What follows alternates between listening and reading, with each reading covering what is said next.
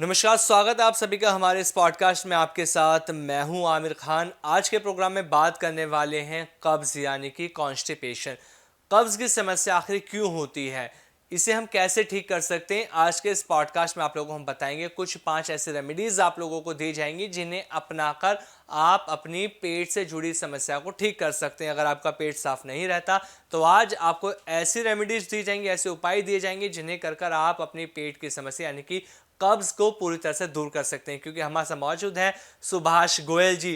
तो आज आपको बताएंगे ऐसी 5 रेमेडीज जो आपके लिए बहुत ज्यादा फायदेमंद होने वाली हैं। तो गोयल साहब, बहुत बहुत स्वागत है आपका। नमस्कार जी, आपका भी बहुत बहुत स्वागत। और जो भी दर्शक प्रोग्राम देख रहे हैं सभी को मेरी तरफ से बहुत ही प्यार भरी सत्कार भरी नमस्कार, सत श्री अकाल। गोयल साहब, आज हम बात करने वाले हैं कब्ज को लेकर, जिसे कहते हैं हम कॉन्स्टिपेशन। बहुत सारे पेशेंट ऐसे हैं जो परेशान रहते हैं, जो लोग हैं परेशान रहते हैं कि उनको कब्ज की समस्या रहती है, वो ठीक नहीं होती। बहुत सारे घरेलू उपाय करते हैं लेकिन फिर भी आराम नहीं मिलता। लोगों का पेट साफ नहीं हो पाता। एक्चुअल में लोगों को अभी ये भी नहीं ढंग से पता कि उनका पेट साफ हो भी रहा है या नहीं हो रहा। तो मैं आपसे यही जानना चाहता हूँ गोयल साहब कि जो कॉन्स्टिपेशन की प्रॉब्लम है, जो कब्ज की प्रॉब्लम है, ये क्यों होती है, इसका क्या कारण है। जी एक्चुअली कब्ज कईयों को तो जन्म से ही होती है। जी कई लोगों को जी बहुत सारी दवाइयों से हो जाती है कि कोई बीमारी हुई, दवाई चली तो हो गया। कईयों के विपरीत आहार चलते हैं तब हो जाता है। कई टाइम पे खाना नहीं मिला, नहीं खाया समय पे, वो चीज़ें हो जाती हैं। लेकिन कब्ज़ को रोकने के लिए या कब्ज़ को ठीक करने के लिए सबसे बेहतर जो ट्रीटमेंट है वो है सैलड, जी जिसमें फाइबर होता है भरपूर मात्रा में। और जो फाइबर है वो आपको मिलेगा सैलड में, फ्रूट में, और आपका जो भोजन है उसमें। और अब क्या है कि लोग एक तो क्या करते हैं, गरम गरम खाना खा रहे हैं उसके साथ ठंडा ठंडा सलाद खाई जा रहे हैं, या बीच में ठंडा पानी पी लेते हैं। वो अंदर जाके वही चीज़ें होती हैं। अब बाद में जब कुछ कहो तो कहते हैं हम तो 20 साल से कर रहे हैं। कौन सा हमें क्या, अभी तो कुछ नहीं हुआ। मैं कहता हूँ भाई हो रखा है। मैं फिर पूछता हूँ लैट्रिन जाना कितनी बार पड़ता है। कई तो ये कहते हैं जाना पड़ता है 3-4 बार, पर हो जाता है, वो भी एक कब्ज है। जी और कई नमस्कार, स्वागत है आप सभी का हमारे इस पॉडकास्ट में। आपके साथ मैं हूं आमिर खान। आज के प्रोग्राम में बात करने वाले हैं कब्ज यानी कि कॉन्स्टिपेशन। कब्ज की समस्या आखिर क्यों होती है, इसे हम कैसे ठीक कर सकते हैं। आज के इस पॉडकास्ट में आप लोगों को हम बताएंगे कुछ 5 ऐसे रेमेडीज आप लोगों को दी जाएंगी जिन्हें अपनाकर आप अपनी पेट से जुड़ी समस्या को ठीक कर सकते हैं। अगर आपका पेट साफ नहीं रहता तो आज आपको ऐसी रेमेडीज दी जाएंगी, ऐसे उपाय दिए जाएंगे जिन्हें कर आप अपनी पेट की समस्या यानी कि कब्ज को पूरी तरह से दूर कर सकते हैं। क्योंकि हमारे साथ मौजूद हैं सुभाष गोयल जी। तो आज आपको बताएंगे ऐसी 5 रेमेडीज जो आपके लिए बहुत ज्यादा फायदेमंद होने वाली हैं। तो गोयल साहब, बहुत बहुत स्वागत है आपका। नमस्कार जी, आपका भी बहुत बहुत स्वागत। और जो भी दर्शक प्रोग्राम देख रहे हैं सभी को मेरी तरफ से बहुत ही प्यार भरी सत्कार भरी नमस्कार, सत श्री अकाल। गोयल साहब, आज हम बात करने वाले हैं कब्ज को लेकर, जिसे कहते हैं हम कॉन्स्टिपेशन। बहुत सारे पेशेंट ऐसे हैं जो परेशान रहते हैं, जो लोग हैं परेशान रहते हैं कि उनको कब्ज की समस्या रहती है, वो ठीक नहीं होती। बहुत सारे घरेलू उपाय करते हैं लेकिन फिर भी आराम नहीं मिलता। लोगों का पेट साफ नहीं हो पाता। एक्चुअल में लोगों को अभी ये भी नहीं ढंग से पता कि उनका पेट साफ हो भी रहा है या नहीं हो रहा। तो मैं आपसे यही जानना चाहता हूँ गोयल साहब कि जो कॉन्स्टिपेशन की प्रॉब्लम है, जो कब्ज की प्रॉब्लम है, ये क्यों होती है, इसका क्या कारण है। जी एक्चुअली कब्ज कईयों को तो जन्म से ही होती है। जी कई लोगों को जी बहुत सारी दवाइयों से हो जाती है कि कोई बीमारी हुई, दवाई चली तो हो गया। कईयों के विपरीत आहार चलते हैं तब हो जाता है। कई टाइम पे खाना नहीं मिला, नहीं खाया समय पे, वो चीज़ें हो जाती हैं। लेकिन कब्ज़ को रोकने के लिए या कब्ज़ को ठीक करने के लिए सबसे बेहतर जो ट्रीटमेंट है वो है सैलड, जी जिसमें फाइबर होता है भरपूर मात्रा में। और जो फाइबर है वो आपको मिलेगा सैलड में, फ्रूट में, और आपका जो भोजन है उसमें। और अब क्या है कि लोग एक तो क्या करते हैं, गरम गरम खाना खा रहे हैं उसके साथ ठंडा ठंडा सलाद खाई जा रहे हैं, या बीच में ठंडा पानी पी लेते हैं। वो अंदर जाके वही चीज़ें होती हैं। अब बाद में जब कुछ कहो तो कहते हैं हम तो 20 साल से कर रहे हैं। कौन सा हमें क्या, अभी तो कुछ नहीं हुआ।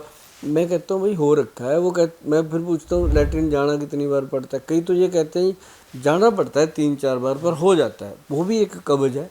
जी और कई कहते हैं जी मुझे 15 दिन हो गए टॉयलेट ही नहीं आई। अब कुछ लोग ऐसे आते हैं जिनको 10-10, 15-15 दिन हो गए, वो टॉयलेट जाते हैं, आती नहीं, वापस आ जाते हैं ऐसे ही मुँह जुबानी। तो मतलब वो जो ऐसे पेशेंट हैं उनको मैं बताना चाहूँगा कि जो जंग हरड़ होती है उसको अच्छे से देसी घी में भून लेना है। घी के अंदर भून करके उसको फ्राई करके बाहर निकालो, जब वो ड्राई हो जाए अच्छे से ड्राई करके उसका पाउडर बनाओ। वो पाउडर आधा चम्मच लो, तुरंत पेट साफ। और जैसे ही आप जाओगे आपका बाउल बिल्कुल क्लियर, और आप फिर कहोगे हाँ सचमुच मुझे कब्ज था, अब ठीक हुआ है। और उसके बाद आपको अच्छा लगेगा सब कुछ, आपका सोने का मन करेगा, आपका धूप में बैठने का मन करेगा, आपको ये लगेगा ज़िंदगी में कुछ चेंज आ गया, क्योंकि पेट साफ तो बहुत बड़ा कमाल होता है। और एक चीज़ और मैं बताऊं आपको कि कई लोगों को यही नहीं पता होता कि कब्ज है उनको। वो उनको होता है हम तो जाते हैं टॉयलेट 2-3 बार, बिल्कुल गोयल साहब, उन्हें समझ ही नहीं आता कि उन्हें कब्ज है भी या नहीं है। और जबकि 90% लोगों को कब्ज है। किसी का पेट बढ़ रहा है, किसी का कोई प्रॉब्लम हो रहा है, किसी के पैरों में सूजन आ रही है, किसी के पैरों में आग निकल रही है, जलन, उनको कहीं ना कहीं कब्ज की प्रॉब्लम है। तो उसके लिए बहुत ही बेहतरीन चीज़ है, एक तो मैंने जंघ बताई। अगर जो लोग कहते हैं हमें कई कई दिन टॉयलेट नहीं आती, बार बार हम जाते हैं खाली हाथ आ जाते हैं वापस, तो उन लोगों को सबसे बढ़िया चीज़ है अरंडी का तेल। अच्छा गोयल साहब, जिसे हम अरंडी का तेल कहते हैं, कैस्टर हाँ, ऑयल। जिसे अरंड का तेल कहते हैं, कस्टर ऑयल कहते हैं। अरंड का जो तेल है वो हो प्योर ओरिजिनल। एक तो होता है ये पानी की तरह ऐसे साफ, वो नहीं लेना। एक होता है कोल्लू पे निकला हुआ गंदला सा, गंदा सा, वो जब आप बोतल में देखोगे नीचे जम जाता है, वो वाला। उसका आधा चम्मच गरम गरम दूध में घोल करके लीजिए रात को सोने से पहले।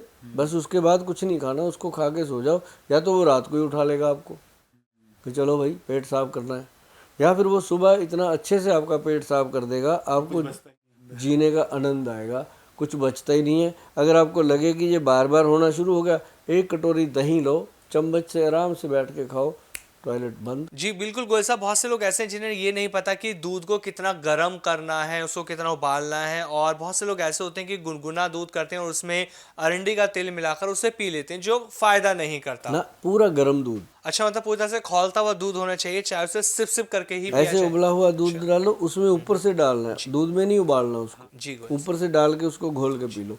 तो आप देखना क्या आनंददायक पेट साफ होता है, और साइड इफेक्ट नहीं। और दूसरा ये है कि अरंड का जो तेल है वो जोड़ों का दर्द, यूरिक एसिड में फ़ायदा करेगा। साथ ही साथ क्या होता है कि ये मैंने इसलिए बोला कि जॉइंट पेन के पेशेंट को भी कब्ज रहती है, जी।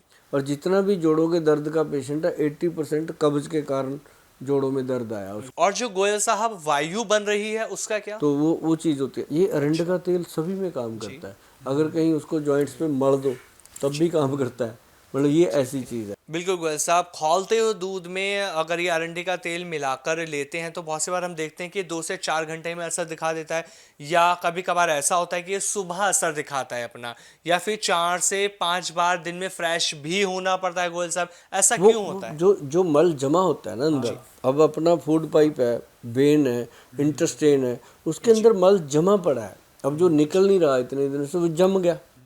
अब हम आपको बताएं, कई लोगों का हमारे वहाँ नेचुरोपैथी जो सेंटर है उसमें हम अनीमा करते हैं। हमारे जो अनीमा करने वाले एक्सपर्ट हैं वो हमें बताते हैं कि जी इसबगोल जो आता है ना, वही निकला इसके अंदर से 1.5 किलो, तो वो अंदर जाके जम जाता है, तो उसके कारण। और बहुत सारी ऐसी चीज़ें ये निकालने में मदद करता है अरंडी का तेल। और जब वो निकल जाए, आपको लगे कि अब तो यार ज़्यादा ही हो गया, गोयल साहब ने बताया, हमने खा लिया, पंगा ही हो गया, तो आप उस समय दही खा लो। दही में काली मिर्च डाल लो, काला नमक डाल लो, और नहीं तो प्लेन ले लो। दही आराम से खाओ चम्मच लेके, 10-15 मिनट में वो चीज़ें शांत हो जाती है। अरंड का तेल जो है इंटेस्टाइन को ताकत भी देता है।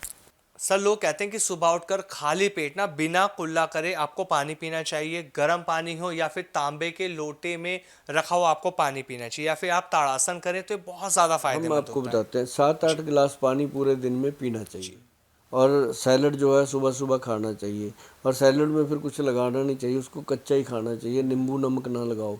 फिर उसके साथ फ्रूट जो भी आपको अच्छा लगता है, मैक्सिमम इसमें पपीता फ़ायदा करता है, या इसमें एप्पल फ़ायदा करता है, तो वो खाना चाहिए। केला इसमें थोड़ा आपको ख़राब करता है। वैसे मैंने एक चीज़ और सुनी, कहा जाता है कि अगर अमरूद का सेवन करते हैं वो भी बहुत ज़्यादा फायदेमंद होता है कब्ज की समस्या में। अमरूद ज़्यादा नहीं लेना चाहिए। अमरूद बस ज़्यादा से ज़्यादा आप मान के चलो 100-150 ग्राम का पीस लेना चाहिए, इससे ज़्यादा नहीं लेना चाहिए, क्योंकि अमरूद जो है जितना फ़ायदा करता है, अगर इसको एक्सेस ले लो तो ये पेट को लूज़ करने में काम करता है, तो ये अच्छा है। और दूसरी बात, एक त्रिफला पाउडर है जो हमेशा लेते रहना चाहिए। जिसको कब्ज है उसको भी लेना चाहिए, जिसको नहीं है उसको लेना चाहिए, क्योंकि त्रिफला पाउडर के जो लाइफ में फ़ायदे हैं वो सोच भी नहीं सकते। अच्छा गोयल साहब, एक चीज़ और आपसे मैं पूछना चाहूँगा, जो लोग परेशान हैं कब्ज़ की समस्या से, उन्हें कितना रेशो लेना चाहिए? हर्द, बहरा और अगर हम आंवला की बात करें तो इनका कितना रेशो होना चाहिए, ये भी आप जैसे बताइए। हम देते हैं हरड़, बहेड़ा और आंवला 1, 2 एंड 4 की रेशो का, वो हम देते हैं नॉर्मल जो लाइफ चल रही है। जी जी। जैसे कोई भी आपको प्रॉब्लम है या आपको कोई ऐसे लगता है कि कोई माता पिता को रोग था, हमें ना हो जाए, तो 1, 2 एंड 4 की रेशो का त्रिफला लेते रहो, आपका सेफ रहेगा। जितने मर्जी कोरोना आ जाए, जितने मर्जी वायरस आ जाए, आपको कुछ नहीं कह सकते, क्योंकि त्रिफला जो है वो आपके शरीर का पोषण करता है और आपके शरीर का कवच बन जाता है, बीमारियों से लड़ने की शक्ति देता है, इम्यूनिटी बढ़ा देता है।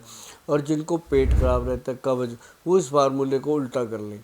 जैसे हरड़, बहेड़ा, आंवला है, वो उसको कर लें आंवला, बहेड़ा और हरड़। एक आंवला मतलब 100 ग्राम आंवला, 200 ग्राम बहेड़ा और 400 ग्राम हरड़, वो करके उसको बना ले तो उनको तुरंत फ़ायदा होगा। अच्छा गोयल साहब, एक चीज़ मान लेते हैं, बहुत से लोग ऐसे हैं जिनके पास त्रिफला नहीं है, या जो आपने उपाय बताए, जो आपने रेमेडीज बताई वो भी नहीं है, तो उनके लिए किचन से ऐसे कौन से मसाले हैं कि वो उन्हें उठाएं और उन्हें कब्ज से राहत मिल जाए, जो कब्ज की उनकी समस्या है वो दूर हो जाए? उसमें मुझे नहीं लगता कि ऐसा कोई मसाला उसके पास होगा जो उसको तुरंत उसकी कब्ज़ खोल देगा, लेकिन ये है कि गर्म पानी ले, अच्छा। जीरा ले, जी अजवाइन जी। ले और सौंफ ले, वो सबके पास होता है। उसको अगर तवे पे रोस्ट नहीं भी किया तो ऐसे चबा के खाएगा, साथ में जी। गर्म पानी पिएगा, तो उसको 15-20 मिनट में ये चीज़ उसकी बाउल क्लियर होने के चांस रहते हैं। गोयल साहब, मैंने ना कई बार नोटिस किया और सुना भी है ऐसा कि अगर हम हींग लेते हैं तो उससे हमारा पेट ना पूरी तरह से साफ हो जाता है। हाँ, जी हींग तो खैर है ही कमाल। जी। हींग जैसे छोटे बच्चों को होता है, पेट टाइट हो जाता है, पेट में कब्ज हो जाती है, बच्चा रोता है, चिल्लाता है, तो उसको ऐसे घोल करके नाभि में लगा देते थे बच्चे की, एक आधी बूंद उसको चटा देते थे। तो ये हींग का कमाल का नुस्खा है, आपके ध्यान में था, मैं इसके बारे में बताता हूँ। हींग जो है, अभी आप हींग चूरा लेके रखिए घर पे, उसमें प्योर ही होता है हींग चूरा। जो हींग होती है वो तो खैर आई कमाल। अगर किसी को चाहिए ना ओरिजिनल, कोई भी शिलाजीत हो, हींग हो, ऐसी कोई चीज़ की शौक़ रखते हो ना, तो मेरी वेबसाइट पे आइएगा आप कभी, आप देखिएगा। उसमें मतलब काफ़ी अच्छे चार्ज देने पड़ते हैं, मामूली चीज़ें नहीं होती वो, उसको मतलब वो शाही चीज़ें हैं राजे महाराजाओं की। तो वो जो हींग है वो अलग है। जो हींग का चूरा है उसके अंदर ना मतलब डोज होती है बस मुश्किल से मटर के दाने जितना। जी। वो ऐसे लेना, पानी में घोल के पी लो या ऐसे ही खा लो। मतलब हम तो कहते हैं जब भी खाना खाओ उसके बाद ले लो, ताकि आपको कोई प्रॉब्लम आए ही ना। ये बहुत सारी बीमारियों की मतलब कि ख़त्म करने की शक्ति रखता है। गोयल साहब, एक जूस की बात होती है, जब हम वेजिटेबल्स की बात करते हैं तो जूस होता है जिसमें हम देखते हैं सर्दियों में अब सबसे ज़्यादा गाजर है, पालक है, आंवला है, चकुंदर, इन सब का जूस पीने से कहा जाता है कि पेट पूरा से साफ होता है।